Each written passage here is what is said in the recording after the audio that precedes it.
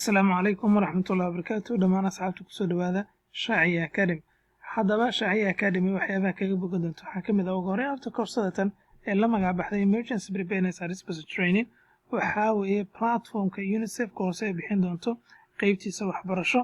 waxaana kaga bogan doontaa ama aad ka heli doontaa in ka badan 300 oo program ayaa halka kan ka qaban doonta ama ka faa'iidi doonta hadduu alidmo haddaba haddaynu isla aragno waxyaabaha ka faa'iidi doona koorsada tan waxyaabo badan oo kamid ah haddaynu isla aragno koorsada tan qofkii iska register garaya waxaynu ku soo dari doonaa website-keena la magac baxay Shaaciya Academy ayaanu ku soo dari doonaa hadduu alidmo halka kan waa website-keeni kadib markii ku soo darno qofka wuxuu ka heli doonaa ama ka bogan doonaa koorsada tan wuxuu kala bixi doontaa 4 section qaybtan koowaad introduction-ka qofku wuxuu ka heli doonaa laba video ay ku jirto habka la iskaga diiwaangeliyo platformka UNICEF iyo introduction guud ee koorsada halka kan oo part 1 risk analysis falanqaynta risk ayuu ka hadli doonaa isna waxaa ku jira sida casharada ku dhufan halkan ayaynu ku dhufano waxaynu ka heli doonaa casharadii ee ardayga ama qofka daneynaya training ka qaadanaya ee ka faa'iidi lahaa ayuu halka ku baran doonaa hadduu alidmo lesson badan ayaa ku jira 8 cashar ayaa halka kan ku jira oo cashar koowaad labaad saddex sidaad u jeedo uu soo qabanaya iyo part 1 summary qaybta ugu dambaysa ah part 1 kan summary-giisa cashar walba oo ciwaan gaar buu leeyahay sidaan u jeedo nutrition analysis ee banu sameynaa information resource-ga ama ilaha warbixinteedii halkay baynu ka keenana mid walba haddaynu ku dhufano waxaynu ka heli doonaa more information ayaynu ka heli doonaa mid ka mid ah haddaynu ku dhufano isla aragno qofku weynaysan karaa youtube-ka ayuu si toos u geyn doonaa qofka halka ku dhufto youtube si toos u geyn ama halkan ku dhufanaya wuu weynaysan karaa mobilkana waa lagu isticmaali karaa hadda laptop ayaana ku shidan aynu aragno risk analysis isagana waxa uu inoo hayo waayahay lesson overview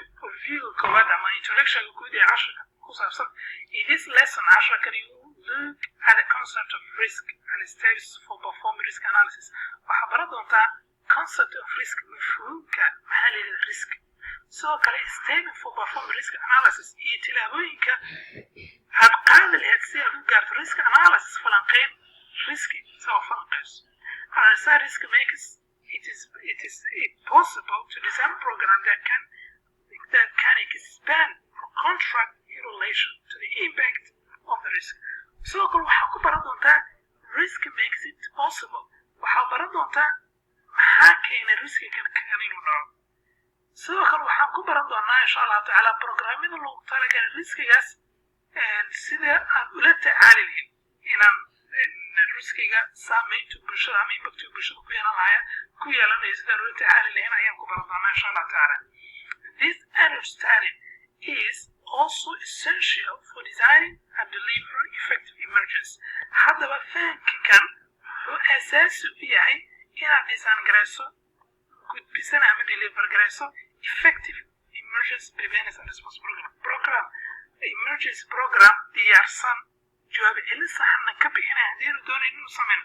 we have to understand the basics-ka waa inaan fahnaa waaya number 1 what is risk maxaa loo yaqaan risk waa maxay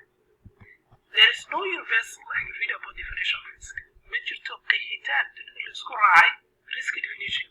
waaya sidaan u jeedno risk analysis ayuu halkaa ku sharaxnay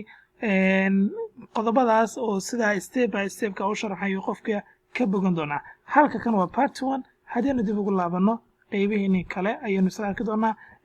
risk analysis oo part 1 ayuu ku jiray sidoo kale part 2 waxaa ku jira casharo iyagana ay ka hadli doonaa emergency preparedness habka iskugu diyaarin lahaa iyagana waxaa ku jira 7 cashar ayaa ku jira allahumma musta'aan 7 cashar ayaa ku jira sida halka inoo muuqata mid walbana waa ciwaan gaara for emergency minimum preparedness isku diyaar galinta ugu hooseysa noocyada noqonaysa iyo ugu dambeyntii oo ah lesson summary-ga guud ee casharka iyo qofka halkan ka qaadan doonaa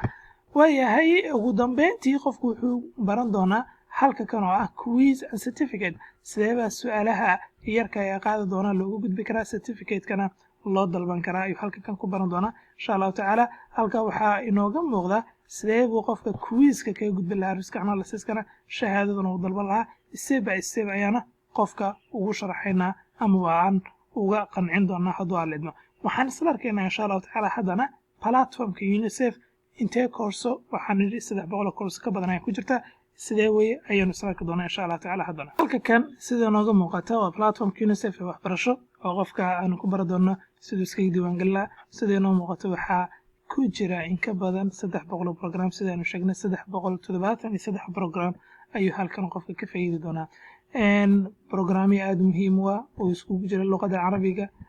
luqadda ingiriishka dhammaantood oo qofku ka heli doono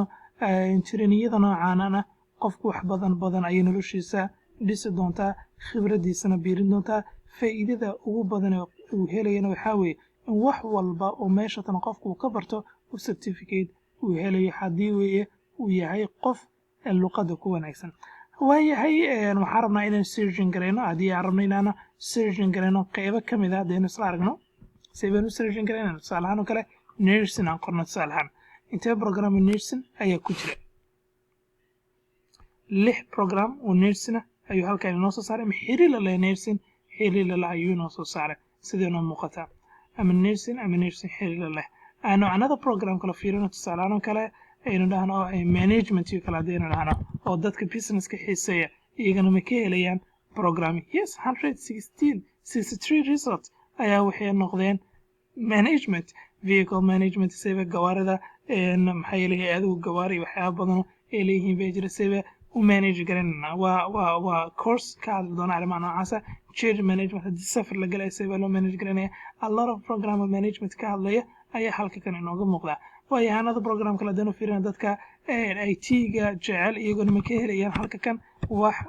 aqoontooda biirinaya ma ka helayaan yes iyaguna way ka helayaan ICT waan ku aragteen result waa halkan kan kasoo boodisaan ujeedno ICT training ICT for staff subject sidaan ujeedno iyagana waxaa waa a lot of programs oo halkan kan ku jira ayuu qofka IT-ga xiiseeya ka faa'iidaya marka qofna kuma qadin bay noqonaysaa haddaan hadlay qof caafimaad haddaan hadlay qof business haddaan hadlay qof IT oo waxyaabaa loo badan yahaa dhammaantood way ka wada faa'iidayaan haddii aan tusaalaanka engineering iga iska fiirina inuu result noo saaray yes result way noo soo saaray oo engineering ka hadlaya oo muxuu ka hadli doonaa toolkit for manage construction project sida u maamulaysaa mashruuc dhismo jira sida u maamulaysaa mashruucyada noocana maamulkeeda dii abaratay a lot of experience waa ka heshay certificate cadaynayna waad haysataa marka waa a lot of programs qofku ka faa'iidi doona waayahay haddaynu dhahno luqadaha waxaan ku wanaagsanaa luqadda carabiga oo kale luqadda carabiga aan doorano homework programs luqadda carabiga oo qofka program luqadda carabiga ka hadlaya caawinaya qofku helaya okay aynu isla aragno intee program luqadda carabiga yes 24 program af carabi ku jira ay ka mid tahay مقدمة الإلزام يونسف الأساسية نجاة الأطفال في العمل الإنساني سيبا لو بدبادين كرا عروتا أرمي بن آدم كشقين سيبا لو بدبادين كرا سيبا tababarida ama wacyigelinta dadka ka faa'iideysashada internetka xabanaha sida looga wacyigelin karo ka hadlaya maxaa la yidhahdaa noociyad bil ixtiyaal ama qofkii in la dhaco sida looga wacyigelin kara boqolaal program noocaas ah xuquuqul atfal xuquuqda carruurta xalman haddaba saan u jeednaa 24 program af carabi covid-19 UNICEF mujtamac almadani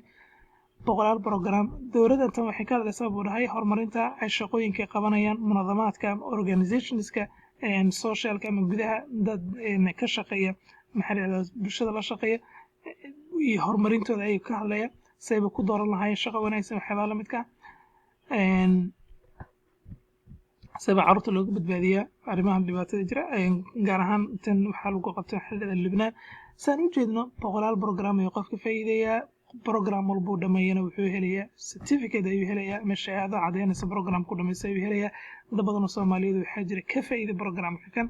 qaarkood inoo soo qoray in maxaa la yiraahdaa shaqooyin ay ku heleen fursadatan aan PDF-kooda idin la wadaagay waxaan rajeynayaa insha Allah tacaala iyo next inaan noqdo qofka xiga ee programkan ka faa'iideysa only $6 way halkaad $6 kaliya aad bixiso ayaa waxaa ku heli doontaa koorsada af Soomaali ku fasiran number 1 koorsadaas waxay ku noqon doontaa hagid ee ku hagto habka nidaamka halka mar leed haday xaalad iska diiwaangelintii haday xaalad kursanaysa surgery garaleed haday xaalad Allahu musta'aan in shahaadada habka u dalban leed haday luqadu ku wanaagsan tahay boqolaal program kale ayaa meesha ku jiro ka faa'iidi kartaa 300 kor u dhaafay sidaad aragtay sidoo kalena barnaamij badan oo soo wadno oo aan fasiri doono way jiraan insha Allah taala waxaan rajeynayaa inay ka faa'iideyso doontid asxaabtaada uga faa'iideyntid ku soo dhawaad gacmo furan Shaaciya Academy. Assalamu alaykum wa rahmatullahi wa barakatuh.